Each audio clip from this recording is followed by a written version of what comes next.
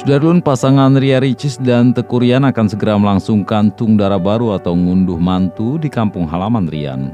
Acara Tung Dara Baru ini akan berlangsung pada Sabtu 29 Januari 2022 besok pukul 10.00 waktu Indonesia Barat di salah satu hotel yang tidak jauh dari pusat kota Banda Aceh. Jelang hari Tung Dara Baru, Teuku Ryan kembali kilas balik perjalanan kisah cintanya dengan sosok YouTuber nomor 1 di Asia itu. Melalui Instastory yang diunggah Teuku Ryan pada Jumat 28 Januari 2021, Ryan mengunggah cuplikan video dirinya bersama Ria Ricis.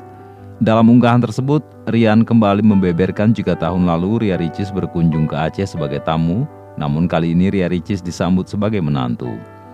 Seperti diketahui, pertemuan pertama kali Ria Ricis dan Teuku Ryan berawal saat Ricis mengunjungi kota Banda Aceh pada pertengahan tahun 2021 lalu. Adi Oki Setiana Dewi ini menceritakan bahwa selang beberapa waktu setelah ayahnya meninggal, ia berangkat ke Aceh dalam proses healing sekaligus menggelar bakti sosial. Di kota dengan julukan Serambi Mekah inilah Ria Ricis akhirnya dipertemukan dengan Teuku Ryan yang tak lain adalah jodohnya.